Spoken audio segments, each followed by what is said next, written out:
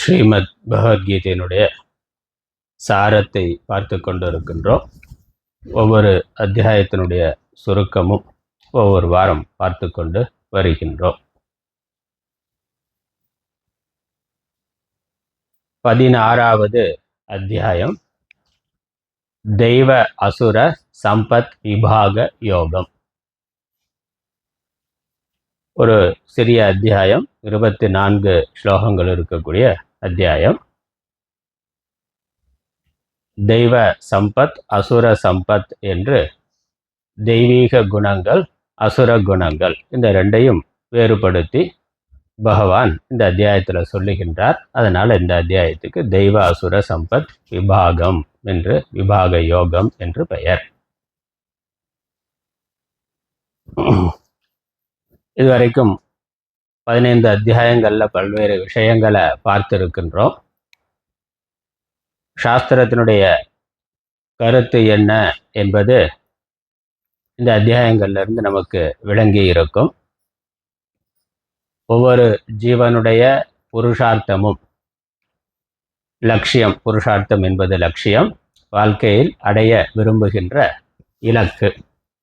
அதில் பரம புருஷார்த்தமாக இருப்பது மோட்சம். தர்மார்த்த காமம் இருந்தாலும் எல்லா லட்சியங்களுக்கும் மேலான லட்சியம், இறுதி லட்சியம் அது மோட்சம் என்பதுதான்.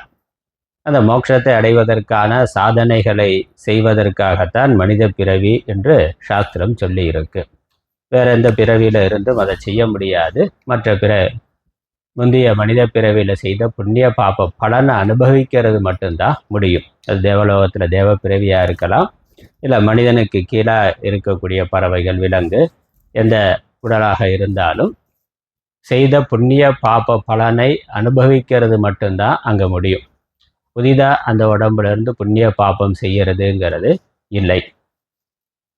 அப்படி இல்லாமல் இந்த மனித பிறவி தான் புதிதாக புண்ணிய பாபங்களை செய்வதற்காக இருக்கின்றது. ஏற்கனவே செய்த புண்ணிய பாப பலனை அனுபவிக்கிறதும் இங்கே இருக்கின்றது.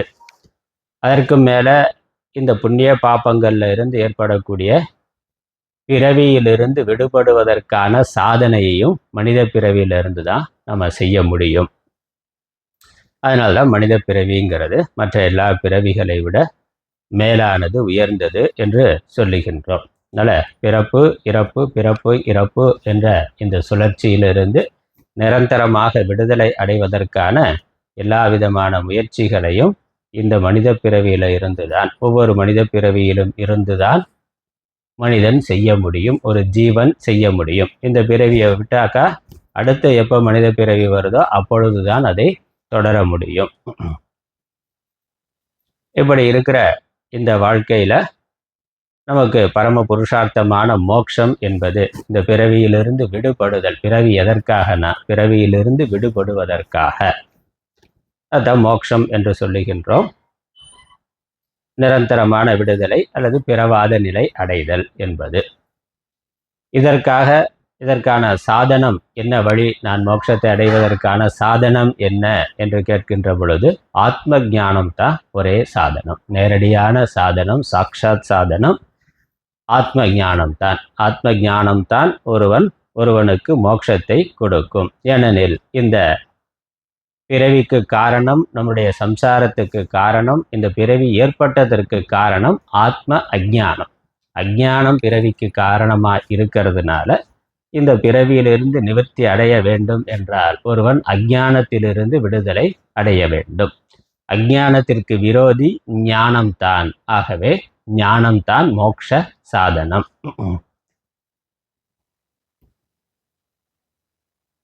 இந்த ஞானம் எங்கே ஏற்படுகின்றது, எங்கே வருகிறதுனா நம்மளுடைய மனதை அடிப்படையாக கொண்டிருக்கக்கூடிய ஜீவன் மனது வழியாக இன்ப துன்பங்களை, சம்சாரத்தை இந்த மனதிலிருந்து அனுபவிக்கின்றார். அதனால் இந்த விடுதலை அடைய வேண்டியது என்பதும் மனது தான். ஞானம் எங்கே ஏற்படுகிறதுனா மனதில் தான் ஏற்படுகின்றது. ஏன்னா ஆத்மா எப்பொழுதும் ஞான சொரூபமாக இருக்கின்றது. ஜீவனுடைய யதார்த்த சொரூபம் நித்திய முக்தம் என்பதுதான். ஆத்மா எப்பொழுதும் எந்த விதமான சம்சாரமும் இல்லாமல் பிறப்பு இறப்பு இல்லாததாக ஈஸ்வரனாக அது இருக்கின்றது. ஆனால் அந்த ஆத்மாவை அறியாத ஜீவன் தன்னை சம்சாரியாக கருதுகின்றார். அந்த அறியாமை இருக்கிறது மனதில், அந்த அறியாமை விடுபட வேண்டியது மனதிலிருந்து.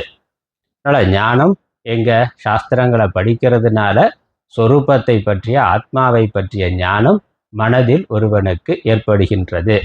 அதுக்கப்புறம் நான் இந்த உடம்பல்ல மனதல்ல, நான் ஆத்மா என்று புரிந்து கொண்டு அவன் அந்த மனதையும் விட்டு விடுகிறான். அது நான் இல்லை என்று நான் ஆத்மா என்று இருக்கின்றான். நான் ஆத்மா என்று புரிந்து கொள்வதற்கு மனசு வேணும்.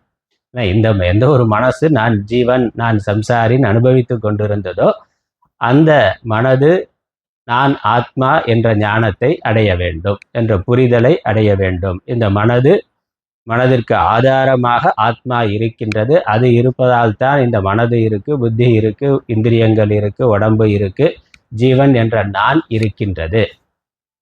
இது அனைத்திற்கும் ஆதாரமாக இருக்கின்றது ஆத்மா. அது இல்லை என்றால் இவை எதுவும் இல்லை.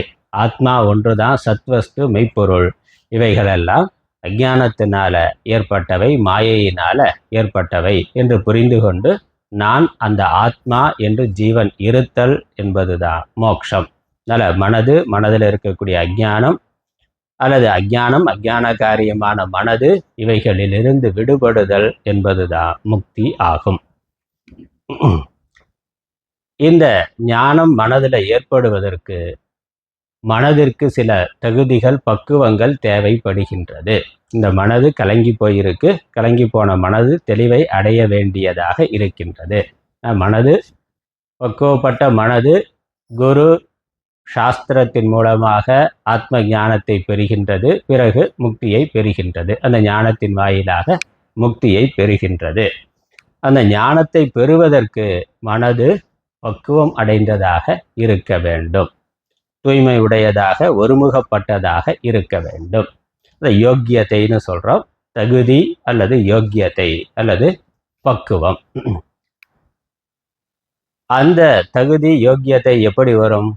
அதுக்கு தான் கர்மயோகம், உபாசனைங்கிற சாதனமானது சாஸ்திரத்தில் சொல்லப்பட்டு இருக்கின்றது. மோட்சங்கிறது லட்சியம். மோட்சத்திற்கு ஆத்ம ஞானம் வேணும்.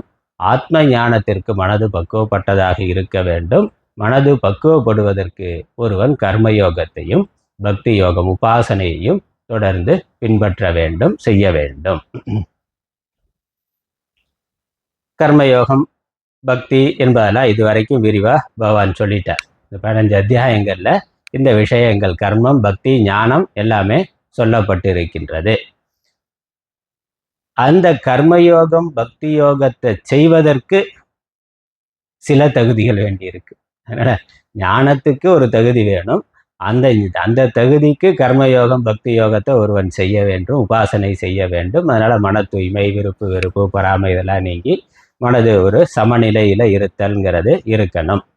வைராக்கியம் முதலான பண்புகள் மனதில் இருக்கணும். இந்த கர்மயோகம், பக்தி யோகத்தை கடைபிடிக்கிறதுக்கு இன்னும் தகுதி தேவைப்படுகின்றது. அதற்கு சில அடிப்படையான தகுதிகள் தேவைப்படுகின்றன. நல்லா நான் மாஸ்டர் டிகிரி, பிஹெச்டி பண்ணணும்னா அதுக்கு மாஸ்டர் டிகிரி பண்ணியிருக்கணும். மாஸ்டர் டிகிரி பண்ணணுமா அதற்கு முன்னாடி பேச்சுலர் டிகிரி பண்ணியிருக்கணும். அதற்கு முன்னாடி ஸ்கூல் எஜுகேஷன் அது முடிச்சிருக்கணும். ஸ்கூல் எஜுகேஷன்லாம் ஹையர், அப்புறம் அதில் மிடில், அப்புறம் ப்ரைமரினா. அதனால் அப்படி இருக்கிற மாதிரி இந்த கர்மயோகம், பக்தி யோகம் பண்ணுறதுக்கு அதற்கான தகுதி தேவைப்படுகின்றது. அந்த தகுதி நல்ல குணங்கள், நல்ல தர்மம் உடைய மனது. அதனால் கர்ம யோகம், கர்மத்தை யோகமாக ஒருவன் பண்ணணும்னா முதல்ல தர்மமான முறையில் கர்மத்தை செய்பவனாக இருக்கணும். அதனால் முதல்ல தர்மம், அப்புறம்தான் கர்ம யோகம். கர்மத்தையும் முதல்ல நேர்மையான முறையில், தர்மமான முறையில் செய்யறதுங்கிறது இருந்தால் தான் அதுக்கப்புறம் அந்த அதே கர்மாவை பலனை எதிர்பார்க்காம செய்கிற கர்மயோகம்ங்கிறது வரும். அடிப்படையிலேயே அவன் தகுதி இல்லாதவனா, நற்பண்புகள் இல்லாதவனா, தர்மப்படி நடக்காதவனா இருந்தா அவன் கர்மயோகத்துக்கு வர முடியாது. அதனால் கர்மயோகத்துக்கு வர்றதுக்கு முதல்ல எது கர்மம் என்று தெரிந்திருக்க வேண்டும், எதை செய்யணும், எதை செய்யக்கூடாதுங்கிறதுல அவனுக்கு தெளிவு இருக்க வேண்டும். தர்ம அதர்ம விவேகம் உடையவனாகவும் அதர்மத்தை விலக்கி தர்மத்தை செய்பவனாகவும் அவன் இருக்க வேண்டும். அந்த அந்த மனப்பண்புகளைத்தான் நம்ம நற்பண்புகள்னு சொல்கிறோம். அதனால் மனதில் முதல்ல நற்பண்புகள்ங்கிறது இருக்கணும். தீய குணங்கள் இல்லாமல், தீய பண்புகள் இல்லாமல் நற்பண்புகள் இருக்கணும். அந்த நற்பண்புகள் தான் அவனுக்கு ஒரு தகுதியை, பக்குவத்தை கொடுக்கின்றது. அந்த பக்குவத்திற்கு பிறகு அவன் கர்மயோகம், உபாசனைக்கு அடுத்த நிலைக்கு வருகின்றான். ஆனால் தான் நம்மளுடைய எல்லா நூல்களும் முதல்ல சொல்கிறது தர்மத்தை தான் சொல்லுகின்றது. நீதி சாஸ்திரம் அப்படிங்கிறதா நம்ம தமிழ்லேயும் சரி சம்ஸ்கிருதத்துலேயும் பார்த்தாக்கா மிக விரிவான எண்ணற்ற இலக்கியங்கள் இருக்குது. எல்கேஜியில் ஆரம்பித்து முதல் வகுப்பில் இருந்து முதல்ல சொல்லித்தரது நீதியை அறம் செய்ய விரும்புன்னு தர்மத்தை எண்ணற்ற முறைகளில் எண்ணற்ற நூல்கள் சொல்லுகின்றன. அதனால் முதல்ல உபதேசிக்கப்பட வேண்டியது தர்மம். அதை புரிந்து கொண்டு ஒருவன் முதல்ல தர்மமான வாழ்க்கைக்கு வர வேண்டும். அதுக்கப்புறம் அதனால் கிடைக்கக்கூடிய பக்குவம், அதிலிருந்து கர்மயோகம், அதற்கப்புறம் உபாசனை, அதற்கப்புறம் ஞான யோகத்திற்கான சாதனைகள், ஞான யோகம், பிறகு மோட்சங்கிறதா முறை.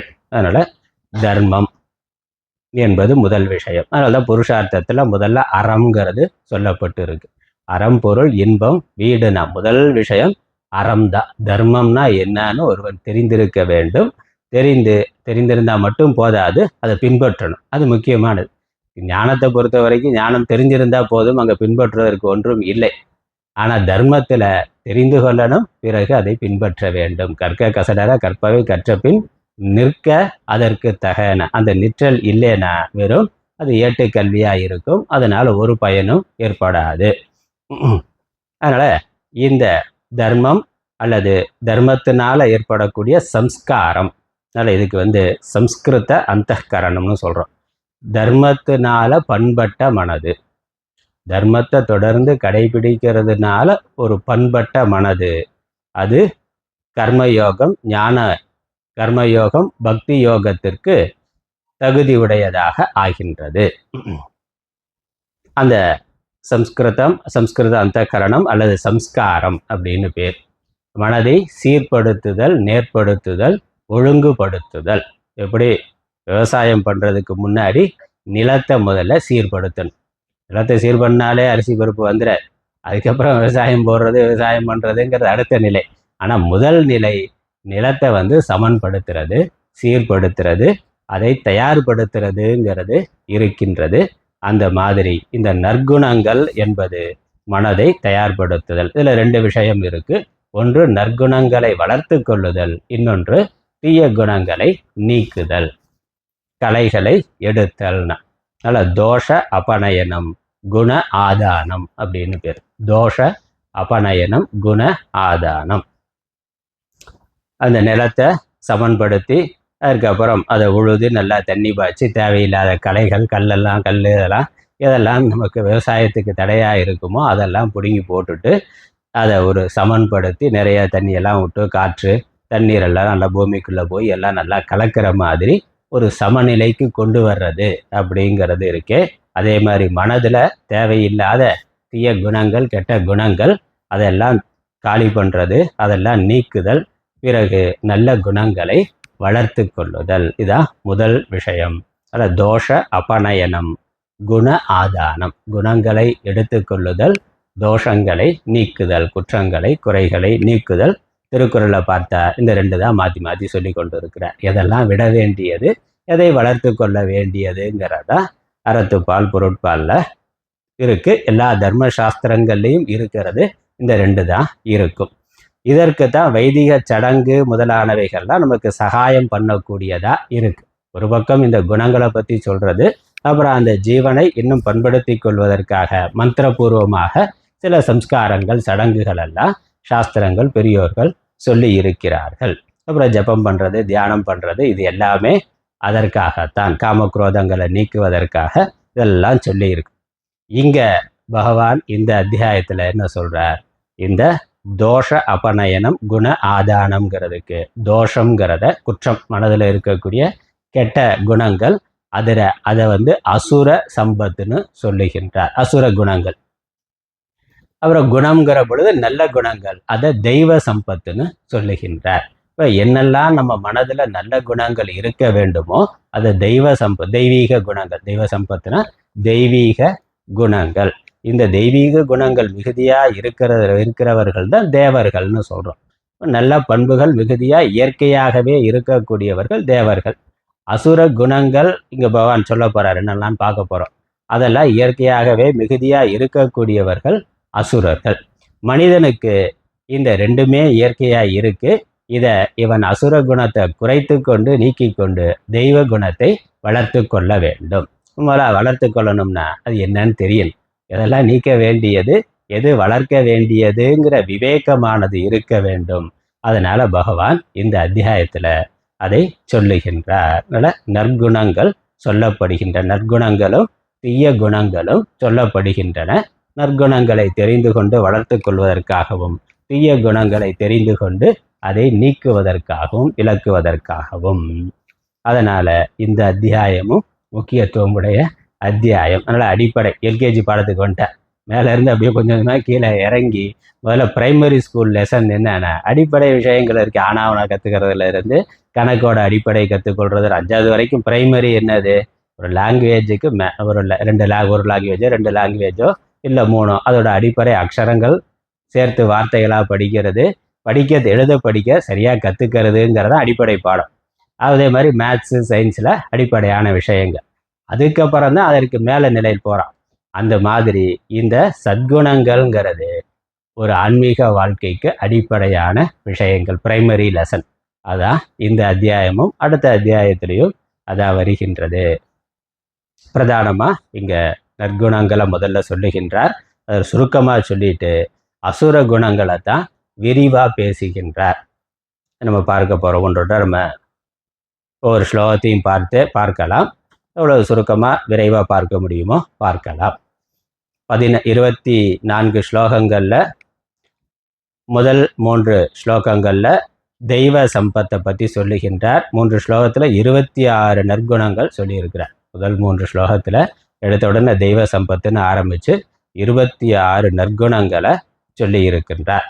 அதுக்கப்புறம் ஒரு ஸ்லோகத்தில் அசுர சம்பத்தை சுருக்கமாக சொல்லிட்டு அதுக்கப்புறம் தெய்வ சம்பத்தினால ஒருவனுக்கு முக்தி மோட்சமானது கிடைக்கின்றது, அசுர சம்பத்தினால அவன் பந்தத்தை சம்சாரத்தை அடைகின்றான்கிறத சொல்லிட்டு அதுக்கப்புறம் அசுர சம்பத்தை விரிவாக சொல்லுகின்றார்.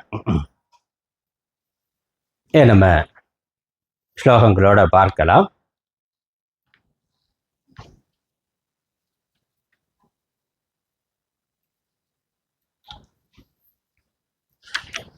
முதல் ஸ்லோகம் 1, 2, 3 இந்த 3 ஸ்லோகமும், இந்த 3 ஸ்லோகத்திலையும் 26 தெய்வ சம்பத்து சொல்லப்படுகின்றது. தெய்வீ சம்பத்துன்னு தெய்வீக குணங்கள், நம்ம வளர்த்து கொள்ள வேண்டிய குணங்கள் சொல்லப்படுது. நான் சுருக்கமாக அந்த ஸ்லோகத்தை படிக்கிறேன். அந்த ஒரு குணத்துக்கான ஒரே ஒரு அர்த்தம், அந்த குணத்துக்கான நேரடியான அர்த்தத்தை மட்டும்தான் நம்ம பார்க்க போகிறோம். இதெல்லாம் விரிவாக பார்க்க வேண்டியது. விரிவாக ஒவ்வொரு ஸ்லோகமாக பகவத்கீதையில் படித்தா விரிவாக பார்க்கலாம். இது நமக்கு சாரம்ங்கிறதுனால 26 குணங்களோட பேரை மட்டும் பார்க்க போகிறோம்.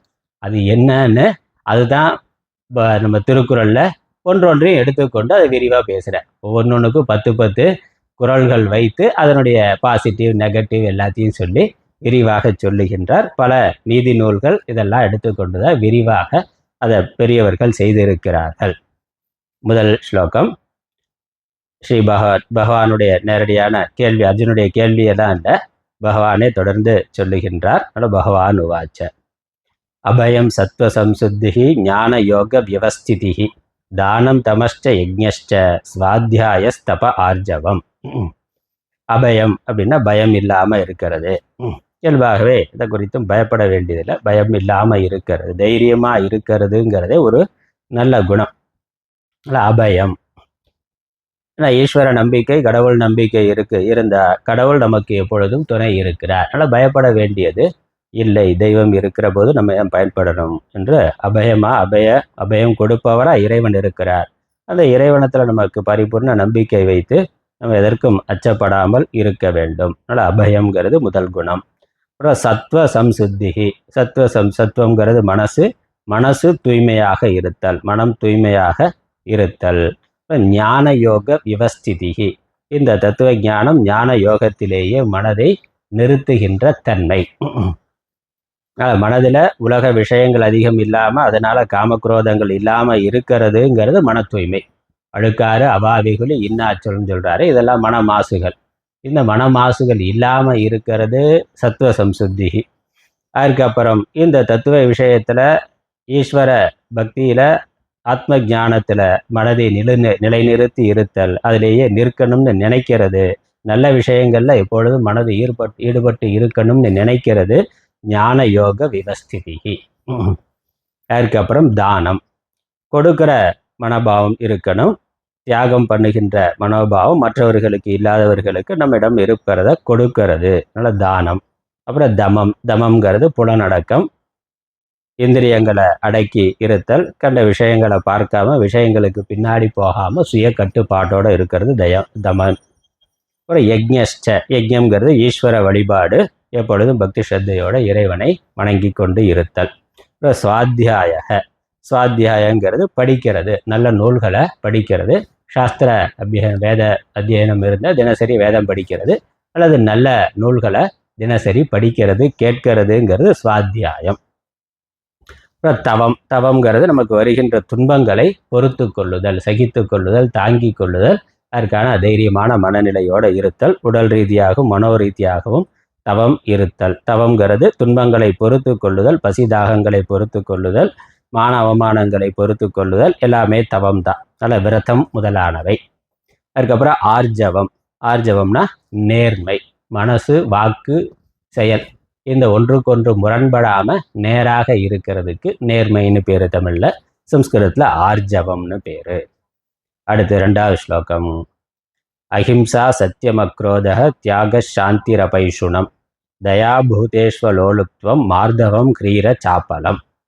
அஹிம்சை எந்த உயிருக்கும் மனதாலோ வாக்காலோ உடலாலோ ஹிம்சை செய்யாது இருத்தல் அஹிம்சை. சத்தியம் உண்மை பேசுதல், அதாவது பொய் பேசாமல் இருத்தல். அக்ரோதம் எங்க யார் மேலேயும் வெறுப்பு இல்லாமல் இருத்தல், குரோதம் இல்லாமல் யாரையும் வெறுக்காமல் இருத்தல், மனதில் வெறுப்புங்கிற உணர்வு இல்லாமல் இருத்தல். தியாகம்ங்கிறது விட்டு கொடுக்கின்ற மனநிலை, விட்டு கொடுக்கிற தன்மை. சாந்திகி மன அமைதி, மனதில் இயல்பாக ஒரு அமைதியை எப்பொழுதும் வைத்து கொண்டு இருத்தல். அபைஷுணம்ங்கிறது பொறாமைப்படாமல் இருக்கிறது, பிறரை குறை சொல்லி பேசுறது, பழித்து பேசுறது, புறம் கூறுதல், இதெல்லாம் இந்த பொறாமையினால் வரக்கூடியது. அது இல்லாமல் இருக்கிறது தான் அபைஷுணம். தயா பூதேஷு தயா, உயிர்களிடத்தில் கருணை, எல்லா உயிர்களிடத்திலையும் அன்பு பாராட்டுதல், கருணை கொண்டிருத்தல். அலோலுப்துவம் லோலுத்துவம்னா பற்று, பெரும் பற்று, லோபம்னு சொல்கிறோமே அந்த லோபம் இல்லாமல் இருக்கிறது. பெரும் பற்று, பொருட்பற்று, நான் மட்டுமே வச்சுக்கொண்டு நான் மட்டுமே அனுபவிக்கணுங்கிறது இல்லாமல் எல்லோருடையும் பகிர்ந்து வாழ்தல், பகிர்ந்து சேர்ந்து அனுபவித்தல் என்பது அலோலுப்துவம். அப்புறம் மார்தவம்னா மிருதுத்தன்மை, ஒரு மிருதுவா மென்மையா ஒரு சாஃப்டான கேரக்டராக இருக்கிறது, ரஃப் அண்ட் டஃப்பாக இல்லாமல் சாஃப்ட்வேர். அதுக்கப்புறம் இதுக்கு அசுர சம்பத்தில் இது எல்லாத்துக்கும் அப்படியே ஆப்போசிட்டாக சொல்லுவேன். என்னெல்லாம் சொல்லியிருக்கோ இதற்கு எதிர்மறையாக இருந்தால் அது அசுர சம்பத்து, இது பாசிட்டிவாக இருந்தால் தெய்வ சம்பத்து. அதனால் மார்தவம்ங்கிறது மிருதுத்தன்மை, ஒரு மென்மையான நபராக இருக்கிறது, மென்மையான குணங்களோட மென்மையான பழக்க வழக்கங்களுடையவனாக இருக்கிறது மார்தவம். அப்புறம் கிரீஹினா வெட்கம்னு அர்த்தம். நானுடைமைனே திருக்குறள் ஒரு அதிகாரம் இருக்கு. அப்போ தவறான விஷயங்களை பேசுறது செய்யறதுல ஒரு வெட்கம், அந்த இதில் வெட்கம் இருக்கிறது. கெட்ட விஷயங்களை செய்யறதுல ஒரு தயக்கம், வெட்கம், இதை செஞ்சால் அசிங்கமாயிருமே அப்படிங்கிற அந்த உணர்வு, அதான் வெட்கம். அதனால் தப்பான விஷயங்களை செய்யறதுக்கு நாணுதல், அதுக்கு தமிழில் நானுடைமைனே ஒரு அதிகாரமே வச்சிருக்கிற வெட்கம். அப்புறம் அச்சாப்பலம்னா தேவையில்லாத வெட்டி பேச்சு, வெட்டி செயல்கள், பயனற்ற செயல்களை செய்யாமல் இருக்கிறது, அதான் வீணான செயல்களை புரியாது இருத்தல்ங்கிறது அச்சாப்பலம். சும்மா பொழுதுபோக்குக்காக பேசுறது, இல்லை வேலை செயல்களே எந்த அர்த்தம் எந்த பிரயோஜனமும் இல்லாத செயல்பாடுகள், அதெல்லாம் வீணான செயல்கள், அதெல்லாம் விட்டு விடுதல். பயனில சொல்லாமைன்னு திருக்குறளில் சொல்லியிருக்காரு. பயனில சொல்லாமை மட்டுமில்லை, பயனில செய்யாமையும் கூட, அது அச்சாப்பலம். அதுக்கப்புறம் 3வது ஸ்லோகம். தேஜ தேஜ தேஜ தேஜः க்ஷமா திருதிः சௌச்சம் அத்ரோஹோ நாதிமானிதா பவந்தி சம்பதம் தெய்வீம் அபிஜாதஸ்ய பாரத. தேஜக தேஜஸ்ங்கிறது பொலிவு, முகத்தில் ஒரு உற்சாகம் பிரகாசம் எப்பொழுதும் இருக்கிறது. தேஜஸ்ன்னு சொல்கிறோமே தேஜஸ், பிரகாசம் உற்சாகம், மனதில் இருக்கக்கூடிய உற்சாகம் நம்மளுடைய முகத்தில் தெரிகின்றது. எப்பொழுதுமே ஒரு ஆக்டிவாக சுறுசுறுப்பாக உற்சாகமாக இருத்தல். ஊக்கம்னு சொல்கிறார் திருக்குறளில், ஊக்கம் உடைமைன்னு சொல்கிறார். ஊக்கம்ங்கிறது மனதில் இருக்கக்கூடிய உற்சாகம் தான். அந்த ஊக்கம் இருந்தால் தான் ஆழ்வினை முயற்சிங்கிறது இருக்கும். எப்போதும் அந்த ஊக்கத்தினால உற்சாகம் இருக்கிறது, அதுதான் தேஜஸ்னு பேர். பிரகாசமாக இருக்கிறது, எப்பொழுதும் மழுமூஞ்சியாக சோம்பேறியாக இல்லாமல் சுறுசுறுப்பாக உற்சாகமாக இருக்கிறது தேஜக. அப்புறம் க்ஷமா, க்ஷமாங்கிறது பொறுமை. இப்போ நமக்கு வருகின்ற அவமானங்களை இன்ப துன்பங்களை பொறுத்து கொள்ளுதல், பிறர் நமக்கு பண்ணுகின்ற கெடுதல்களை சகித்து கொள்ளுதல், ஏற்றுக்கொள்ளுதல், க்ஷமா பொறுமை. திருத்திகி, திருத்தினாக்கா உறுதி, மனோ தைரியம் உறுதி, உடல் உறுதி, மன உறுதி, அறிவுல உறுதி, எல்லாமே உறுதி. சௌச்சம், சௌச்சம்னா தூய்மை, சுத்தமாக இருக்கிறது, புறத்தில் தூய்மையை கடைபிடிக்கிறது. முதல்ல சத்துவ சம்சுத்தின்னு சொன்னார், அது மன தூய்மையை குறிக்கிறது. இங்கே சௌச்சம்னு பொதுவாக சொல்கிற பொழுது புறத்தில் தூய்மை, எப்பொழுதும் குளித்து சுத்தமாக இருக்கிறது. நாம் போடுற ஆடைகள், நம்ம இருக்கிற இடம் எப்பொழுதுமே ஒரு சுத்தத்தை மெயின்டைன் பண்ணுறது, குப்பையாக இல்லாமல் எப்பொழுதும் ஒரு தூய்மையை பராமரிக்கிறது அப்படிங்கிறது ஒரு சத்குணம், ஒரு தெய்வீக குணம். நம்ம இருக்கிற இடம், நம்ம வீடு, நம்ம தங்குகின்ற அறை, நம்ம பயன்படுத்துகிற மேஜை முதலானவை, நம்ம உடுத்துகின்ற உடை, உடல் எல்லாத்தையுமே எப்பொழுதுமே ஒரு தூய்மையாக வைத்து கொள்வது, அது ஒரு தெய்வ சம்பத்து. அப்புறம் அத்ரோகம், துரோகம் செய்யாமல் இருக்கிறது, யாருக்கும் எந்த துரோகமும் நினைக்காம இருக்கிறது. அப்புறம் அதிமானிதா, நாதிமானிதா, ஒரு அகங்காரம், அதிமானம், அதிகமான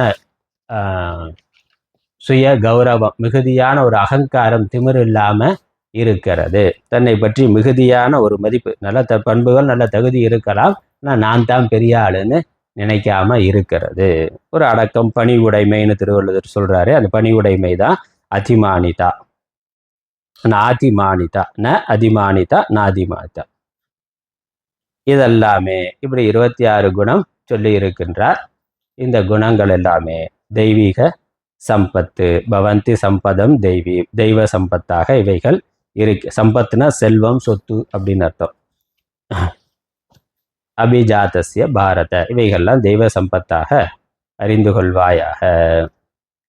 எல்லாம் தெய்வ சம்பத்தோட பிறந்தவர்களுக்கு இயல்பான குணமாக இருக்கும். நல்ல பண்பு,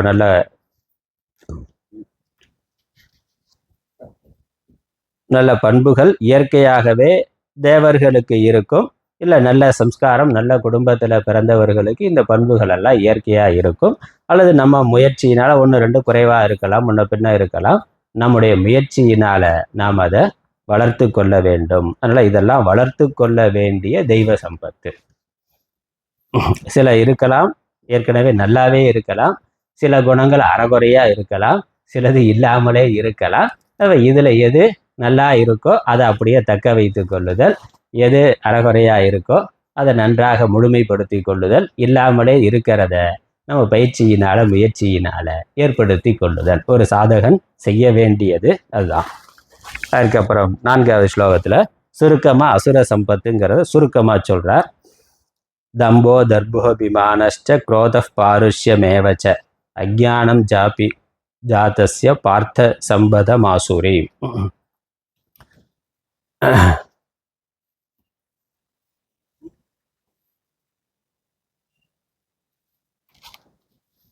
பார்த்த சம்பத, ஹே பார்த்த, அசுர சம்பத்து என்றால் என்ன? அசுர குலத்தில் பிறந்தவர்களுக்கு, அசுரர்களாக இருப்பவர்களுக்கு இந்த குணங்கள் எல்லாம் இயல்பாக இருக்கும். என்னது?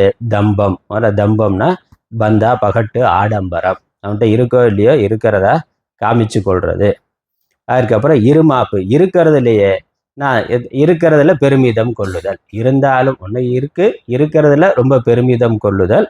அப்புறம் இல்லாததை இருக்கிறதா காமிச்சுக்கிறது. ரெண்டுமே இல்லாத இருக்கிறத காமிச்சு கொள்வது. அதனால் டாம்பீகம், தம்பம் சொல்கிறோம். அதை டம்பம்னு சொல்கிறோமே, டம்பம்ங்கிற வார்த்தை பழக்கத்தில் இருக்குதான். தர்ப்பம், தர்ப்பம்ங்கிறது இருமாப்பு, இருக்கிறதுல ரொம்ப பெருமிதமாக இருக்குது. அதனால் நான் தான் பெரிய பணக்காரன், இல்லை ரொம்ப அழகு, அறிவு, ஏதோ ஒன்று நம்ம இடத்துல மற்றவர்களிடம் இருக்கிறத விட மிகுதியாக இருக்கிற பொழுது அதில் கர்வம் கொண்டு இருத்தல். இல்லாதத இருக்கிறத காமிச்சு கொள்றது அதுவும் இருக்கு. அதுக்கு தம்பம்னு பேரு. அப்புறம் அபிமானம். அபிமானம்ங்கிறது சரீர அபிமானம் பலமா இருக்கிறது. தன்னிடத்துல இருக்க சொத்து உடைமைகள் மேல அதீதமான அபிமானமானது இருத்தல். அப்புறம் குரோதம், வெறுப்பு, கோபம்ங்கிறது எப்பொழுதும் இருந்து கொண்டு இருக்கு. பயங்கர கோபக்காரரா இருப்பார்னா அசுரர்கள் பார்க்கிறோம். எப்பொழுதும் ஒரு ரஜோகுணத்துல பரபரன்னு ஒரு கோபத்தோடையே இருக்கிறார்கள். யாராவது ஏதாவது சொன்னா அல்லது ஏதாவது செஞ்சா உடனே வெடித்து விடுவார்னு அப்படி இருக்கிறார். பாருஷ்யம் போல மார்தவம்னு சொன்னாரு, அதுக்கு எதிர்ப்பதம் பாருஷ்யம்னா கடுமையா இருக்கிறது, ரொம்ப கடுமையா ரஃப் அண்ட் டஃபா முரட்டு ஆளா இருக்கிறது, முரட்டு குணத்தோட இருக்கிறது. எதற்கும் ஒரு கரடு முரடான ஆளா எந்த விதத்திலும் யாரும் எளிதா அணுக முடியாத ஒரு பண்புகளோட இருக்கிறார்கள்ல, அப்படி இருக்கிறது. அதெல்லாம் நம்ம புராண இதிகாசங்கள்ல இந்த குணத்தை மையமா வச்சுதான் கதை சொல்லியிருக்கு. அதனால அசுரர்கள்னாலே அசுரர்களுடைய அவங்க பண்ற சேட்டையெல்லாம் இந்த குணங்களை அப்படியே ஒரு உருவகமா அங்க பெரிய பெரிய அசுரர்களா ராட்சசர்களா 2 தலை 10 தலை அப்படியெல்லாம் சொல்லி இருக்குன்னா அதெல்லாம் இந்த குணங்களுடைய வெளிப்பாடுகளாக தான் கதைகள் இருக்கு நிறைய. நல்லா பாருஷ்யம். அப்புறம் அஜ்ஞானம்னா இயல்பாகவே அவர்கள் ஒன்றும் புத்தி சக்தி இல்லாதவர்களாக அவன் நினைச்சதை செய்கிறவனா இருப்பான். பெரிய விவேகம் அதெல்லாம் இருக்காது, அஜ்ஞானியா இருப்பான். இது சுருக்கமாக சொல்லிட்டார். இதெல்லாம் அசுர பண்புகள்னு. அதுக்கப்புறம் 5வது ஸ்லோகத்தில் தெய்வீ சம்பத் விமோக்ஷாய நிபந்தா யாசுரி மதா. இந்த தெய்வ சம்பத்து மோட்சத்தை அடைவதற்காக, மோட்சத்திற்காக. தெய்வ சம்பத்து இருந்தால் மோட்சம், அசுர சம்பத்து இருந்த பந்தம் ஏற்படும், பிறப்புக்கு இறப்புக்கு காரணமாக இருக்கும். அதனால் தெய்வீக பண்பு மோட்சத்திற்கும் அசுர பண்பு பந்தத்திற்கும் காரணமாகும். அப்புறம் அர்ஜுனனை பார்த்து சொல்றாரு, அர்ஜுனா உனக்கு இயல்பாகவே நீ தெய்வ சம்பத்தோடு பிறந்திருக்கின்றாய். இயற்கையாகவே அவனிடத்துல இந்த தெய்வ சம்பத்துங்கிறது இருக்கின்றது. ஆகவே நமக்கு என்ன இருக்குமோன்னு உடனே பயம் வரும். அதனால நாம எப்படிப்பட்ட ஆளு, நம்ம தேவனா அசுரனான. அதனால அர்ஜுனனை பார்த்து சொல்றார், நீ நல்ல தெய்வீக பண்போடு இருக்கிறாய்னு. அதனால நமக்கு ஆன்மீக வாழ்க்கை, ஆன்மீகத்துல விருப்பம் இருந்தாலே கொஞ்சம் தெய்வ சம்பத்து இருக்குன்னு அர்த்தம். இல்லைன்னா அது வராது. பின்னாடி சொல்ல போறாரு, இப்போ அசுர சம்பத்தை பார்க்க போறோம், அது இப்படியெல்லாம் இருக்குங்கிறது நமக்கு தெரியும். அதனால ஆன்மீகத்துல நமக்கு ஆர்வம் இருந்து ஒரு நல்ல பண்புகள் நல்லவனா இருக்கணும்னு எண்ணம் இருக்கிறதே ஒரு தெய்வ சம்பத்து தான். அடுத்த ஸ்லோகத்துல இது இந்த தெய்வ சம்பத்து அசுர சம்பத்தோட தான் இந்த உலகமானது என்னால் படைக்கப்பட்டிருக்கிறதுங்கிறத சொல்லுகின்றார். துவௌபூத சர்கௌ லோகேஸ்மின் தெய்வ ஆசுர ஏவச்ச தெய்வோ விஸ்தரச புரோக்தக ஆசுரம் பார்த்தமே சுணு. அர்ஜுனா, இவ்வுலகில் தெய்வ பண்பு உடையது என்றும் அசுர பண்பு உடையது என்றும் உயிரினங்களின் படைப்பு, அதாவது மனித சமுதாயங்கள் இருவகையாகவே உள்ளன. இயற்கையாகவே அவன் பூர்வ ஜென்மத்தில் செய்த புண்ணிய பாபத்தோட அடிப்படையில் இந்த சரீரம்ங்கிறது வருகின்றது. அதனால் இயற்கையாகவே ரொம்ப பாப்பம் பண்ணியிருந்தாருன்னு பின்னாடி சொல்ல போகிறேன். ரொம்ப பாப்பம் முந்தின பிறவியில் பண்ணியிருந்தானா பிறக்கிற பொழுதே அதே அசுர குணங்களோட அந்த பாப்ப காரியங்களை செய்யறதுல ஈடுபாடு உடையவனாக ஒருவன் பிறப்பான். புண்ணியம் இருந்ததுனாக்கா அதனால இது இயல்பாகவே அவனிடத்துல நல்ல பண்புகள் இருக்கும், நல்ல விஷயங்கள்ல ஈடுபாடு உடையவனாக இருப்பான். அதனால இது முந்தின பிறவியில செய்த புண்ணிய பாப்பமும் காரணமா இருக்கு. அதனால பிறப்பினுடைய அடிப்படையிலேயே இந்த குணங்கள் இருக்கின்றது. அப்புறம் அதை நம்ம மேம்படுத்தி கொள்றதுங்கிறது அதற்கான சாய்ஸ் மனித பிறவியில இருக்கு, மற்ற பிறவிகள்ல இல்லை. மனித பிறவியில அதற்கான சாய்ஸ் இருக்கு. ஆனா பிறக்கிற பொழுதே அது கொஞ்சம் இருக்கிறது என்பதை சொல்லுகின்றார். அதில் 2 விதமான படைப்பு இயற்கையாகவே என்னிடம் இந்த உலகத்தில் இருக்கின்றது. தெய்வ பண்புடையவர்களை இதுவரை விரிவாக விளக்கப்பட்டது. அசுர இயல்புடையவர்களை பற்றியும் விரிவாக என்னிடம் கேட்டுக்கொள். அடுத்து 7வது ஸ்லோகத்திலிருந்து 21வது ஸ்லோகம் வரைக்கும் அசுர குணத்தை தான் சொல்ல போகிறேன். தெய்வ குணத்தை 3 ஸ்லோகத்தில் சொல்லிட்டார். 26 பண்புகளை ரொம்ப சுருக்கமாக 3 ஸ்லோகத்தில் சொல்லிட்டார். 7வது ஸ்லோகத்திலிருந்து 21வது ஸ்லோகம் வரைக்கும். அப்புறம் கடைசி 3 ஸ்லோகத்தில் முடிவுரையாக சொல்கிறார். இந்த அசுர சம்பத்தை நீக்கணும், தெய்வ சம்பத்தை வளர்த்து கொள்ளணும்னு சொல்லி முடிச்சிடுறார். அதனால் முழுக்க அசுர சம்பத்து தான் விரிவாக இருக்குது. ஏன்னா கலியுகத்தில் அதான் இருக்கும்னு தெரியும். கலியுகத்தில் யார் எப்படியெல்லாம் இருப்பார்கள் அப்படிங்கிறதும், அது நம்மிடத்துல அந்த குணங்கள் இருக்கிற போது அது நல்லதா கெட்டதாங்கிற ஒரு கேள்வி நமக்கு சந்தேகம் வரும். அதனால் அதை பற்றி விரிவாக பகவான் பேசுகின்றார். ஏன்னா நம்ம சில விஷயங்களை விரும்பலைனாலும் சமூகத்துக்காக சில விஷயங்களை வைத்துக் கொள்ளுகிறோம், அல்லது இயல்பாக இல்லைனாலும் சமூகத்தினுடைய தாக்கத்தினால சில தவறான குணங்கள் நம்மிடத்துல வந்து விடுகிறது. அப்போ அது நீக்க வேண்டியதா, வைத்துக்கொள்ள வேண்டியதா அப்படிங்கிற ஒரு கேள்வி சந்தேகம் நமக்கு இருக்கு. அதெல்லாம் தெளிவுபடுத்தி கொள்வதற்காகத்தான் பகவான் அதை விரிவாக பேசுகின்றார். 7வது ஸ்லோகத்திலிருந்து கொஞ்சம் வேகமாகவே பார்க்கலாம். பிரவர்த்திஞ்ச நிவர்த்திஞ்ச ஜனான விதுராசுராக ந சௌச்சம் நாபி சாச்சாரக ந சத்தியம் தேஷு வித்யதே. இவனுக்கு என்னன்னா, முதல்ல எது பிரவர்த்தி நிவர்த்தினே தெரியாது. எதை செய்யணும் எதை செய்யக்கூடாது அப்படிங்கிறதுலையே அவனுக்கு தெளிவு இருக்காது. செய்யக்கூடாததை செய்வான், செய்ய வேண்டியதை செய்யாமல் இருப்பான். அப்படி இருப்பான். அசுர இயல்புடைய மக்கள் செய்யத்தக்கதில் ஈடுபடுவது பற்றியும் செய்யத்தகாததிலிருந்து விலகுவது பற்றியும் அறியார்கள். தர்ம அதர்மங்கிறத பற்றி அவனுக்கு அதில் விவேகம் இருக்காது, அது தெரியாது, சொன்னாலும் புரியாது. அவன் இதுதான் சரின்னு சொல்லி அப்படி இருப்பார்கள். ஆகவே அப்படி இருக்கிறதுனால சௌச்சம்ங்கிறது தூய்மைங்கிறது இருக்காது. ந அபி ஆச்சாரக ஆச்சாரமானது இருக்காது. அவனிடத்துல தூய்மை சுத்தமாக இருக்கிறதுங்கிறது சுத்தமாக தெரியாது. அவனுக்கு சுத்தம்னா என்னன்னு சுத்தமாக தெரியாது, அது தெரியாது. அவர் ஆச்சாரம்னா கிலோ என்ன விலைன்னு கேட்பான். ஆச்சாரம்ங்கிறதும் இருக்காது. எப்போ வேணாலும் எந்திரிப்பார், எப்போ வேணாலும் தூங்குவார், எப்போ என்ன வேணாலும் சாப்பிடுவார். பல்லு விளக்குறது குளிக்கிறத பற்றியெல்லாம் அவருக்கு ஒன்றும் பெரிய அக்கறையெல்லாம் கிடையாது. நினச்சா பல்லு விளக்குவார், நினச்சா விளக்க மாட்டார். இல்லைன்னா காஃபி டீ மற்றதெல்லாம் சாப்பிட்டுட்டு அதுக்கப்புறம் எப்போ வேணுமோ விளக்குவார், இல்லைன்னா விட்டுருவார். இப்படி ஆச்சார விஷயங்கள்ங்கிறதுலாம் அவருக்கு ஸ்ரத்தை இருக்காது. பெரியவர்கள் சொன்னாலும் அவனுக்கு தெரியாது, மற்றவர்கள் சொன்னாலும் அதை காதில் வாங்க மாட்டான். அதில் அவனுக்கு ஸ்ரத்தையானது ஏற்படாது. அதை கேலி கிண்டல் வேற பண்ணுவான். ஆச்சாரங்கிறதெல்லாம் ஆச்சாரம் கடைபிடிக்கிறவர்களை கேலி கிண்டல்லாம் பண்ணுவான். அதெல்லாம் நம்ம புராண இதிகாச கண்டதை பார்க்குறோம். முனிவர்கள்லாம் தபஸ் பண்ணால் அதை கலைச்சி விட்றதான் வேலை. அவர்கள் ஒரு அனுஷ்டானம் பண்ணாக்க அதை பண்ண விடாமல் செய்கிறது தான் அசுரனுடைய வேலையாக இருக்குது. அப்போ அது அவனுக்கு பிடிக்காது, மற்றவர்களையும் செய்ய விட மாட்டான். ஒன்று கேலி கிண்டெல்லாம் பண்ணுவான். பசங்க நம்ம விபூதியெல்லாம் வச்சுட்டு போனாக்க, விபூதி சந்தனங்க வச்சுட்டு போனாக்க அதை கேலி பண்ணுறான். அவன் வைக்கிறது இல்லைங்கிறது மட்டும் இல்லை, இதை ரொம்ப மட்டமானது, ரொம்ப கீழானதுங்கிற மாதிரி அதை விமர்சனம் செய்யக்கூடியது, அது தைரியமாக பண்ணுறான்.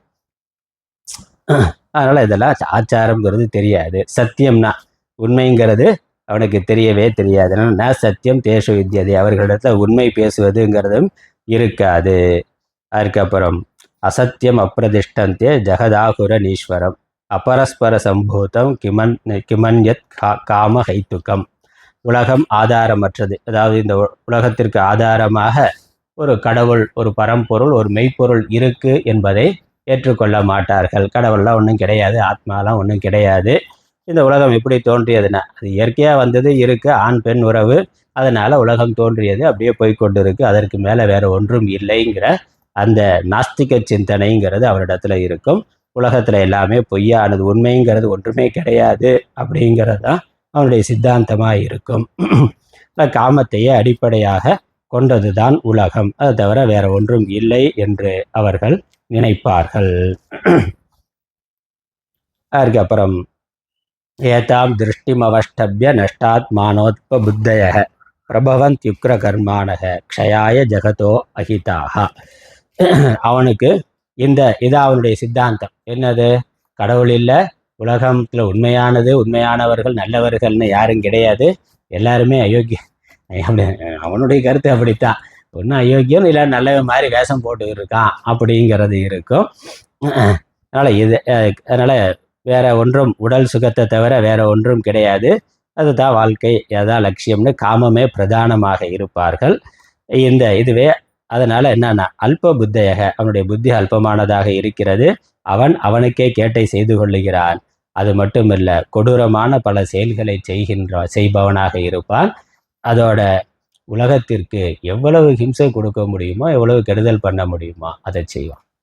அதனால் அஹிதாகான உலகத்தின் நாசத்திற்காகவே அவர்கள் முனைவார்கள். யாரும் நல்லா இருக்கக்கூடாது, யாரும் சந்தோஷமா இருக்கக்கூடாதுங்கிறதுக்கு பிளான் பண்ணி வேலை செய்வான். அப்படிதான் பார்க்கிறோம். இன்றைக்கு சமூகம் பார்த்தாக்கா உலக நாடுகள் அதிகமாக ஒவ்வொரு நாடும் இராணுவத்துக்கு தான் செலவு பண்ணிகிட்டு இருக்கு. பெரிய பெரிய குண்டுகளை செஞ்சு அப்புறம் அதை எங்கேயாவது பயன்படுத்தணுமே, அதுக்காகவே அடுத்த நாட்டோட ஒம்புழுத்து அங்கே குண்டை போட்டு டெஸ்ட் பண்ணி பெரிய வன்முறை நடந்து உலகம் முழுக்க யுத்தமானது நடந்து கொண்டதெல்லாம் அசுர குணத்தினுடைய வெளிப்பாடு. ஒரு நாட்டையே இல்லாமல் அழிச்சிடணும்னு பார்க்குறான். அல்லது ஒரு நாட்டில் இருந்து எல்லா விதமான தீவிரவாதியும் பயிற்சி, அந்த நாடே பயிற்சி கொடுத்து உலகத்தில் எவனும் நிம்மதியாக இருக்கக்கூடாது. அவன் மதத்தை தவிர மற்ற மதத்தால் இருக்கக்கூடாது. சரி, அவன் மதத்தில் இருக்கிறவனே நிம்மதியாக இருக்க வரானா, அதுவும் நிம்மதியாக இருக்க வரல. அவனுக்குள்ள சண்டை போடுறான். மற்ற நாட்டில் இருக்கிற ஜிஹாத் பண்ணணும்னா சரி, அவர்களெல்லாம் ஒற்றுமையாக இருக்கிறானா அவங்களுக்குள்ளேயே சண்டை நடந்து கொண்டு இருக்கு. அப்போ இதெல்லாமே அசுர குணத்தினுடைய வெளிப்பாடு. யாரும் நிம்மதியாக சந்தோஷமாக இருக்கக்கூடாது. சுயநலம் அப்படிங்கிறது அவனுக்கு பிரதானமாக இருக்கின்றது. தன்னுடைய சுகத்துக்காக அவன் எதையும் அழிக்க தயாராக இருப்பான். அதுக்கப்புறம் காமமாஷ்டித்ய துஷ்பூரம் தம்பமான மதான்விதாக மோகாத் கிரகித்வாத் சத்கிராகான் பிரவர்த்தந்தே அசுச்சி விரதாக. ஆடம்பரம், தற்பெருமை, மதம், திமிரு, கர்வம் இவற்றுடன் கூடியவர்களாக எவ்வகையிலும் பூர்த்தி செய்ய முடியாத நிறைவேறாத ஆசையை பற்றி கொண்டு எவ்வளவு கொடுத்தாலும் திருப்திங்கிறதே அவனுக்கு இருக்காது. லஞ்சம் வாங்குறானே, ஊழல் பண்ணுறானே, ஓரளவுக்கு போதும், தனக்கு 10 தலைமுறைக்கு இருக்குது, 4-5 வீடு வச்சுருக்கிறான், பேங்க்கில் போட்டு வச்சுருக்கான், போதும் நிறுத்தி கொண்டு லஞ்சம் வாங்காமல் கொஞ்சம் நாளைக்காவது நல்லா இருக்கலாம் அப்படின்னு நினைக்கிறானான்னு. அவ்வளோ ஊழல் பண்ணுறான். எங்கேயோ வெளிநாட்டில் ஒரு நாட்டில் கொண்டு போய் இவன் சம்பாதிச்ச பணத்தெல்லாம் போட்டு வச்சு செத்துட்டாக்க அது எந்த விதத்தையும் திரும்பி வராது, யாரும் எடுக்க முடியாது. அவ்வளவு சொத்து சேர்த்து வச்சுருக்கான். ஊழல் பார்த்தாக்கா எல்லாம் சாதாரணமான அளவெல்லாம் கிடையாது. எல்லாம் 10,000 கோடி 20,000 கோடின்னா அரசியல்வாதிகள் வச்சிருக்கிற பணம் பார்த்தா அவன் பேரில் பினாமி பேரில் 40,000 கோடி 50,000 கோடின்னு வச்சுருக்கிறான். இதெல்லாம் என்ன பண்ண போகிறான், யார் அனுபவிக்க போகிறா, என்ன பிரயோஜனம்? ஆனாலும் ஊழல் பண்ணுற நிறுத்துறானா, பண்ணிகிட்டே தான் இருக்கான். என்னது அது குணம், அது நிறைவேற அந்த ஆசை பூர்த்தியாகவே ஆகாது. அதனால் தப்பு மேலே தப்பு செய்து கொண்டே இருப்பான். மற்றவர்களை பற்றியோ நாட்டை பற்றியோ எந்த விதமான கவலை அக்கறை அவனுக்கு கிடையாது. அதான் அசுர சம்பத்துனா. அஞ்ஞானத்தினால் பொய்யான கருத்துக்களை ஏற்றுக்கொண்டு தூய்மையற்ற செயல்களையே மேற்கொண்டு உலகியலில் நடந்து கொள்கிறார்கள். அதனால் பண்ணுறதெல்லாம் அக்கிரமமாக இருக்கும். அசுச்சி, அருவருக்கத்தக்க செயல்களை தைரியமாக செய்வான். நல்லவன் நல்லதை செய்யறதுக்கு தான் கோயிலுக்கு போகிறதுக்கு பயந்து போக வேண்டியிருக்கு, விபூதி கும்பம் வச்சுக்கிறது பயந்து போக வேண்டியிருக்கு. தைரியமாக நல்லவன் நடக்க முடியல, பேச முடியல, தன்னுடைய சுதந்திரமாக செயல்பட முடியலை. அக்கிரமம் பண்ணுறவன்லாம் தைரியமாக இருக்கிறான், அவன்லாம் சுதந்திரமாக தைரியமாக இருக்கிறான், எல்லாம் பண்ணி கொண்டு இருக்கிறான். அதான் அசுர குணம். அடுத்தது சிந்தாம பரிமேயாஞ்ச பிரளயான் தாமுபாஷிதாக காமோபோக பரமாக ஏதாவதிதி நிச்சிதாக. மரணகாலம் வரைக்கும் கவலையிலே இருப்பான். மரண காலம் வரை தொடர்கின்ற எண்ணற்ற கவலைகளை பற்றி கொண்டு அவனுக்கு விஷயத்தில் இது அப்படியே அது அப்படியே அப்படிங்கிற அந்த பதவி வெறி, பண வெறி, அதிகார வெறி இதெல்லாம் இருந்து கொண்டே இருக்கு. கடைசி காலம் வரைக்கும் எதையும் விட மாட்டேங்கிறான், அப்படியே தான் இருக்கிறான். அதனால் அவனுக்கு பயம் இருக்குது, கவலை இருக்குது. ஒரு குறிப்பிட்ட வயசாச்சு, ஒரு ரிட்டையர்மெண்ட்டுங்கிறது வேண்டாமா? வேலைக்கு போகிறாலும் உழைக்கிறாலும் ஒரு 50-60 வயசு போதும்னு நினைக்கிறான். ஆனால் அரசியல்வாதி மட்டும் என்றைக்கும் தான் ரிட்டையர் ஆகணும், ரிட்டையர்மெண்ட்டுக்கு ஒரு ஆசையை எவ்வளவுதான் உடம்பு வீல் சேரில் உட்காந்து இருக்கிற மாதிரி இருந்தாலும் சரி, கடைசி வரைக்கும் அந்த பதவி ஆசைங்கிறது விடுறதில்லை. அந்த கட்சியில் இல்லைன்னா உடனே எதிர்கட்சிக்கு தாவுனா, அடுத்த கட்சிக்கு போ, அங்கே இருனா. 25 வருஷமாக ஒரே கட்சியில் இருந்துட்டு அப்புறம் எந்த கட்சி 25 வருஷமாக திட்டி இருந்தானா அப்படியே எந்த வெக்கமும் இல்லாமல் அந்த கட்சிக்கு போகிறான். என்னன்னா அதான் அவன் என்னது, அவனுக்கு பயம் இருக்குது. அவன் சேர்த்து வச்ச சொத்து ஏதோ ஒரு விதத்தில் அதிகாரம் இருந்தால் தான் அதை காப்பாற்ற முடியும். பயம் இருக்குது, கவலை இருக்குது. பேருக்கு தான் உலகத்தில் எல்லா வாழ்க்கை வசதியோடு இருக்கிறான் அப்படின்னு புறத்தில் தான் இருக்கே ஒழிய உள்ளக்கு அவனுக்கு எல்லா விதமான பயமும் இருக்குது. அதை மறைத்து கொண்டு வாழ்ந்து கொண்டு இருக்கிறார்கள். ஆனால் மரண காலம் வரைக்கும் அவனுக்கு பயமானது இருக்கும், கவலை இருக்கும். போகங்களை அனுபவிக்கிறதையே நாட்டமாக கொண்டவர்கள். இது இதுதான் சுகம், இதை தவிர வேற வாழ்க்கையில் உலகத்தில் வேற ஒன்றும் இல்லைன்னு சாப்பிட்றது தூங்கிறது வேற என்னமோ சரீர சார்ந்த சுகங்கள், இதை தவிர வேற ஒன்றும் இல்லைன்னு இருக்கிறது தான் ஒரு அசுர குணம். எல்லாம் பார்க்குறோம் இன்றைக்கு நிறைய உலக செய்திகள்லாம் பார்த்தாக்க கேட்கறதுக்கே நினைக்கிறதுக்கே காது கூசுது, மனசு கூசுது. அப்படியான செய்திகள் எல்லாம் நிறைய வந்து கொண்டு இருக்கு. பார்க்காம இருக்கிறது உத்தமங்கிற அளவுக்கு அவ்வளவு வந்து கொண்டு இருக்கு. பேப்பரை படித்தாலும் இல்லை நியூஸ் பார்த்தாலும் சரி, அது பெரிய பெரிய அரசியல் தலைவர்கள், பெரிய பண முதலைகள், பணம் இருக்கிறவன்லாம் என்னெல்லாம் அக்கிரமம் பண்ணியிருக்காங்கிறது வந்து வெளியே வர்றது கொஞ்சம், வராமல் இருக்கிறது அதிகம். அடுத்தது ஆசா பாச சதைர் பத்தாக காமக்ரோத பராயணாக ஈகந்தே காமபோகார்த்தம் அந்யா ஏனார்த்த சஞ்சயான். ஆசைகளாகிய நூற்றுக்கணக்கான கயிறுகளால் பிணைக்கப்பட்டவர்களாக ஆசையையும் சினத்தையுமே பற்றுக்கோடாக கொண்டு, ஆசைங்கிறது முடிவில்லாததா அவனிடத்துல இருக்கு, அதனாலேயே அவன் கட்டப்பட்டவனாக இருக்கிறான். சிற்றின்ப போகங்களை அனுபவிப்பதற்காகவே நீதிக்கு புறம்பான முறைகளில் செல்வ முதலியவற்றை திரட்டுவதிலேயே முயற்சி செய்கிறார்கள். பணம் பணம் பணம்னு பெய்யா அலைகிறான். இதமத்தியமயா லப்தம் இமம் பிராப்சிய மனோரதம் இதமஸ்தீதமபிமே பவிஷ்யதி புனர்தனம். அவனுடைய எண்ணம் எப்படி இருக்குமானா, என்னால் இது நான் இவ்வளவு சம்பாதிச்சுட்டேன், இவ்வளவு அடைஞ்சிட்டேன், இன்னும் நாளைக்கு இவ்வளவு அடைவேன்னா டார்கெட்டு. அதனால் இதெல்லாம் நான் வாழ்க்கையில் சேர்த்துட்டேன் அப்படின்னா, எவ்வளவு சேர்த்தாலும் அனுபவிக்க முடிஞ்சது கொஞ்சம்தான். ஆனால் அவனுக்கு வந்து அதுலேயே வருது, நிறைய சேர்த்துட்டு இன்னும் நாளைக்கு இவ்வளோ, நாளைக்கு டாஸ்மாகோட டார்கெட் வச்சு வேலை செய்கிற ஒரே அரசு துறை டாஸ்மாக் தான். மற்ற எல்லா துறையிலையும் நஷ்டத்தில் போய்கிட்டு இருக்கு. மற்ற எல்லா அரசு துறையும் நஷ்டத்தில் போயிட்டு இருக்கு. அதை சரி பண்ணணும், அதை மேம்படுத்தணும், அதில் டார்கெட் வச்சு லாபத்துக்கு கொண்டு வரணும்னு எந்த அரசாங்கமும் நினைக்க மாட்டேங்குது, அரசு அதிகாரி நினைக்க மாட்டேங்கிறான். ஆனால் இந்த போதைப் பொருள் விற்கிறதுல அதில் டார்கெட் வச்சு இன்னைக்கு இவ்வளோ வந்தது, நாளைக்கு எவ்வளோ வரும்னா அதுக்கு கடுமையாக உழைக்கிறான், அதுக்கு பிளான் பண்ணி அதெல்லாம் கரெக்டாக பண்ணுறான். அதனால் இது வந்து தனி மனிதன் நினைக்கிறது, அரசு அதிகாரம் இருந்தால் அதுலேயே அதைத்தான் பண்ணுறான். அதனால் என்னால் இது இன்று அடையப்பட்டது, மேலும் இந்த விருப்பங்களை எல்லாம் நான் பூர்த்தி செய்து கொள்வேன், எனக்கு இவ்வளவு செல்வம் உடையது இருக்கிறது, இன்னும் இவ்வளவு செல்வம் வரப்போகிறது, கிடைக்கப் போகிறது, இதே தான் அவனுக்கு சிந்தனை என்று அவர்கள் நினைத்து கொண்டிருக்கிறார்கள். அதுக்கப்புறம் அசௌமயா ஹதசத்ருகு கணிஷே சாபரானபி ஈஸ்வரோகமகம் போகி சித்தோகம் பலவான் சுகி. அப்புறம் என்னென்னா, எனக்கு என்னுடைய எதிரிகள் இதுக்கெல்லாம் யார் தடையாக இருக்காங்களோ எல்லாரையும் போட்டு தள்ளுவேன். ஆல்ரெடி அடியாளை வச்சு கொள்ளு, பணம் கொடுத்து கொள்ளு, இல்லை நேரடியாக கொள்ளு, இல்லை ஏதோ விதத்தில் காலவாரி விடு, எப்படியாவது அவனை அழிக்கணும். அதனால் இந்த இதற்கு பகைவர்கள் என்னால் கொல்லப்பட்டார்கள், இது வரைக்கும் எத்தனை பேரை கொன்று இருக்கு, இன்னும் எத்தனை பேரை கொள்றதுல டார்கெட் வச்சுருக்கான், அதில் வேற. அதனால் பகைவன் என்னால் கொல்லப்பட்டார், மேலும் மற்றவர்களையும் நான் கொள்வேன். நானே ஈஸ்வரன், தான் பெரிய ஆள், எனக்கு மேலே வேற ஆள் கிடையாது, என்னை யாரும் ஒன்றும் பண்ண முடியாது, அசைச்சிக்க முடியாது. எந்த அரசு வந்தாலும் சரி, எவ்வளவு கேஸ் போட்டாலும் சரி, என்ன ரெய்டு வந்தாலும் சரி, ஒன்றும் பண்ண முடியாதுங்கிறான். நான் தான் சர்வாதிகாரி, நான் தான் ஈஸ்வரனுங்கிற எண்ணம் அவனுக்கு இருக்கு. எல்லா செல்வங்களையும் அனுபவிப்பவன், நானே எல்லா சித்திகளையும் பெற்றவன், சித்தோகம் பலவான் சுகி, நானே வலிமை மிக்கவன், நானே சுகமானவன். இதெல்லாம் அசுர எண்ணங்கள். அதுக்கப்புறம் இன்னும் சொல்றார், ஆட்யோபி ஜனவானஸ்மி கோன்யோஸ்தி சதிருஷோமய யக்ஷே தாஷ்யாமி மோதிஷ்யே இத்தியஜான விமோகிதாக. அஜானத்தினால மோகம் அடைந்தவர்களாக நான் தான் உலகத்தில் எல்லாத்திலையும் பெரிய ஆள் அப்படின்னு அவன் நினைக்கிறான், அதையே பிரகடனம் பண்ணுகிறான். நான் செல்வந்தன், நல்குடியில் பிறந்தவன், எனக்கு நிகரானவன் வேறு எவன் இருக்கிறான்னா, அதெல்லாம் அவனுடைய எண்ணமாக இருக்குது. நான் தான் உலகத்திலேயே பெரிய ஆள் அப்படின்னு பணம் வந்த உடனே, இல்லை அதிகாரம் வந்த உடனே அது அந்த ஒரு கர்வமானது இருக்கின்றது. நான் யாகம் செய்ய போகிறேன், தானம் அளிக்கப் போகிறேன், இன்பத்தில் திளைக்கப் போகிறேன். அதனால் அவன் பண்ணுற புண்ணிய காரியமும் எதுக்குன்னா, அது புண்ணியங்கிற பேரே ஒழிய புகழுக்காக, 4 பேர் பாராட்டணுங்கிறதுக்காக, பந்தாவுக்காக. அதனால் அது பெரிய விளம்பரம் பண்ணி அவர் பண்ணுற தானத்தை இல்லை ஹோமத்தை பூஜையை பெரிய விளம்பரம் பண்ணி செய்கிறார்கள். அப்போ அவனுக்கு அது செய்யறதுல தாத்பரியம் கிடையாது, 4 பேர் புகழணும், நான் பெரிய ஆளுன்னு காமிச்சுக்கணும், அவ்வளோதான்.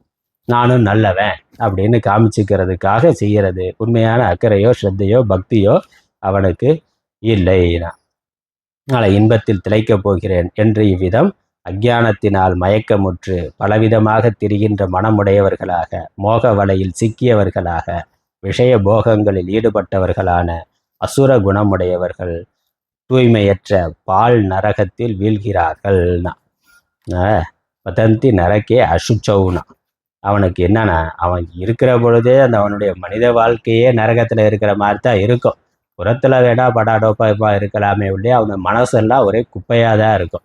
எப்பொழுதும் வெறுப்பு கொலை இதுலேயே அவன் இருந்தான்னாக்க யாரை என்ன பண்ணலாம் அப்படிங்கிறதுலே இருந்தால் அந்த மனசில் எப்படி ஒரு அமைதி இருக்கும், சந்தோஷம் இருக்கும் அப்படி. அதனால் இருக்கிற பொழுதே அவனுடைய மனசு நரகத்தில் தான் இருக்குது. செத்ததுக்கு அப்புறம் அவன் பண்ண அக்கிரமத்துக்காக நரகலோகத்திலேயே அவர்கள் வீழ்கிறார்கள்ங்கிறார்.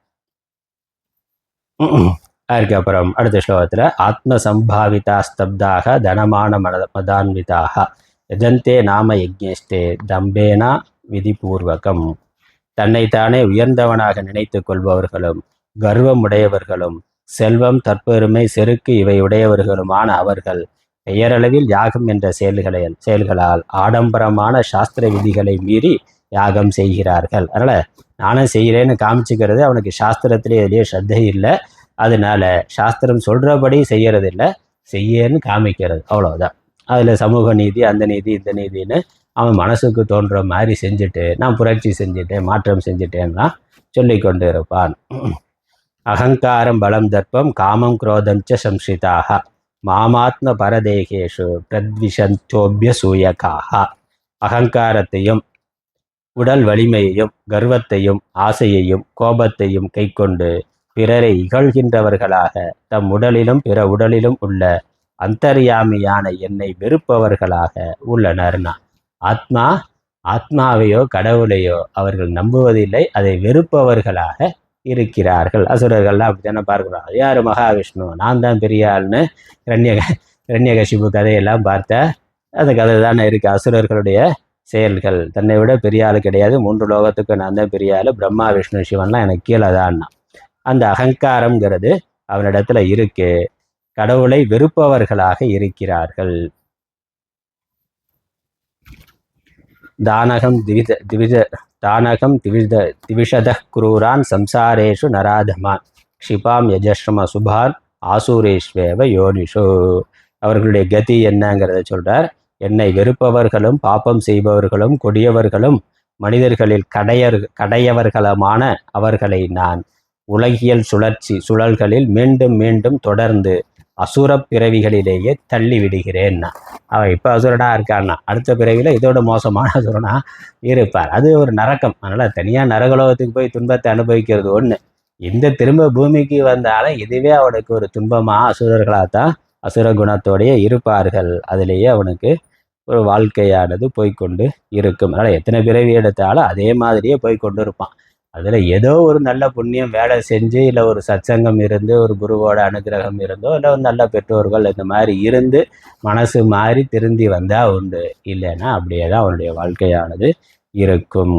அதனால் மீண்டும் மீண்டும் அசுர பிறவிகளிலேயே தள்ளி விடுகிறேங்கிறார். க்ஷிபாம் அப்படிங்கிறார். க்ஷிபாமி ஆசுரீம் யோனிமாப்பன்னாக மூடா ஜென்மனி ஜென்மனி மாம பிராப்யைவ கௌந்தேய ததோ யாந்தியதமாம் கதிம்.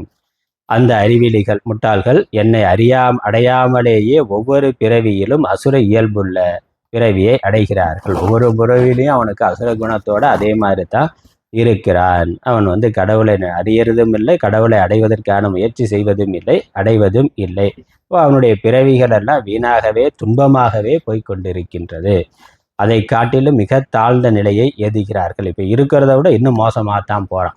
ஏன்னா மேலும் மேலும் பாபத்தை செய்ய செய்ய அவனுடைய வாழ்க்கை கீழ் நோக்கித்தான் செல்லுகின்றது. அதாவது கோரமான நரகங்களை அடைகிறார்கள்.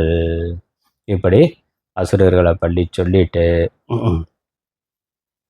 அப்புறம் அதனால் இதை ஒரு மனிதன் புரிந்து கொண்டு இந்த அசுர குணங்கள் எல்லாம் விட்டுட்டு ஜாக்கிரதையாக தெய்வ சம்பத்தை வளர்த்து கொள்ளணும். அதனால் நரகலோகத்துக்கு போகிறதுக்கான 3 வாசல் என்று 3 வாசல் இதுதான் சொல்லி இதிலிருந்து ஒருவன் விடுபட்டால் நரகலோகத்திற்கு செல்வதிலிருந்து விடுதலை அடைவான்கிறத சொல்கிறார். திரிவிதம் நரகசேதம் துவாரம் நாசனம் ஆத்மனக காமக்ரோதஸ்ததா லோபக தஸ்மாத் ஏதத் த்ரயம் தியஜேத். இப்படி இருக்கிறதுனால இந்த 3ம் நரகத்திற்கான வாயில்கள். ஆகவே இந்த 3ஐயும் ஒருவன் விட்டுவிட வேண்டும். என்னது? காமம், குரோதம், லோபம். லோபம்ங்கிறது பேராசை. விருப்பு, வெறுப்பு, பேராசை.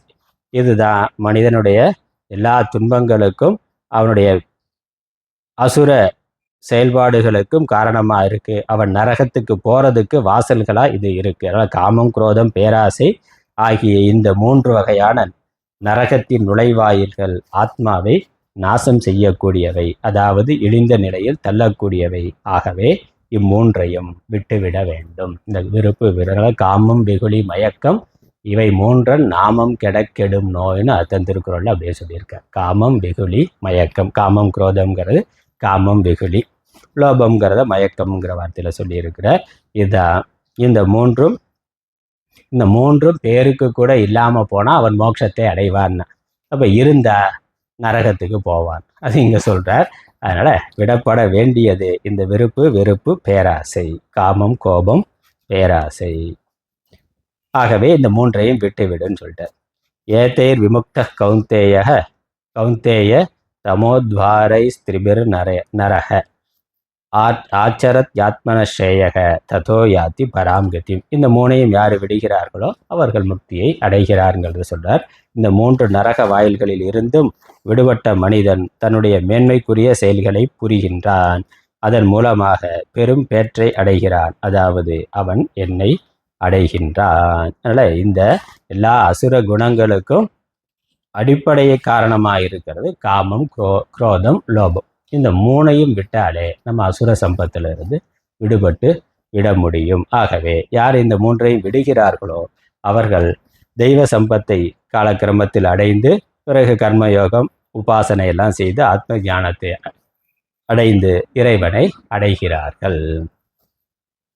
இதற்கு மாறா யாரு சாஸ்திரத்தில் ஸ்ரத்தை இல்லாமல் இருக்கிறார்களோ அவர்கள் சுகத்தை அடைவது இல்லை. யாருக்கு சாஸ்திரத்தில் ஸ்ரத்தை இருக்கோ அவர்கள் சுகத்தை அடைகிறார்கள்னு சொல்லி முடிக்கிறார்.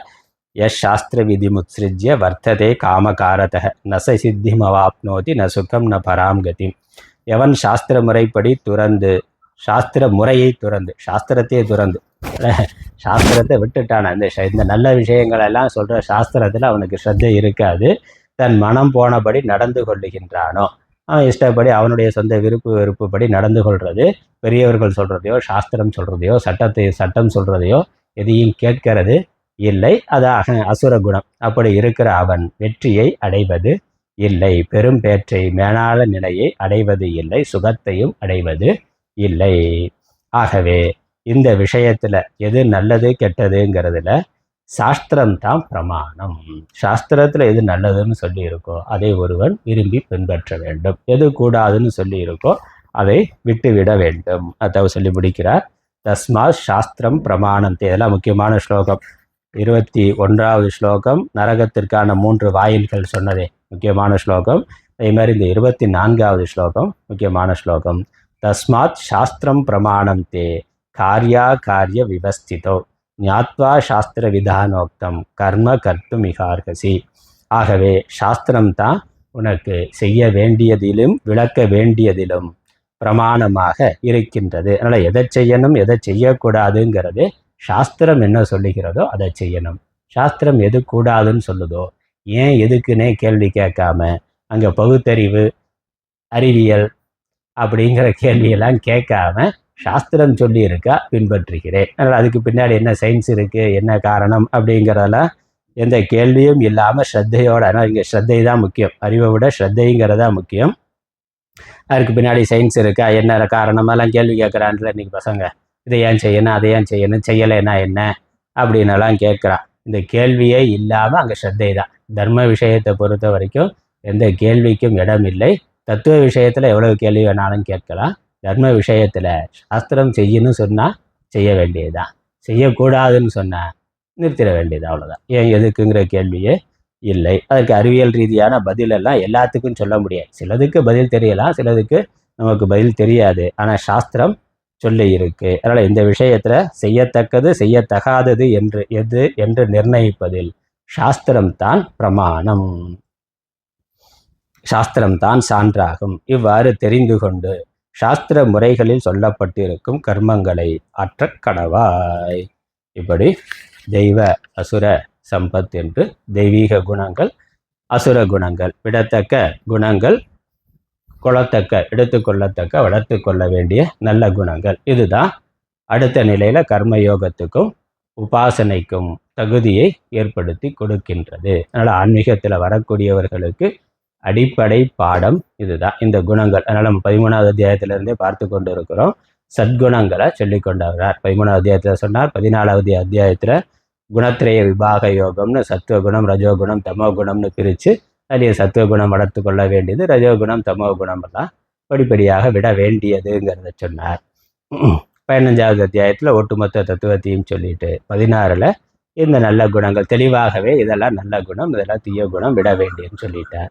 அடுத்த அத்தியாயத்தில் ஸ்ரத்தையை வைத்துக்கொண்டு ஸ்ரத்தையினுடைய அடிப்படையில் இதே மாதிரியான பிரிவுகளை சொல்லுகின்றார். அதை அடுத்த வாரம் பார்க்கலாம். ஓம் ஈஸ்வரோ குருராத்மேதி மூர்த்திபேத விபாகினே வ்யோமவத்யாப்ததேகாய தட்சிணாமூர்த்தயே நமः. ஓம் பூர்ணமதः பூர்ணமிதம் பூர்ணாத் பூர்ணமுதச்யதே பூர்ணஸ்ய பூர்ணமாதாய பூர்ணமேவாவசிஷ்யதே. ஓம் சாந்தி ஷாந்தி ஷாந்தி. ஹரி ஓம்.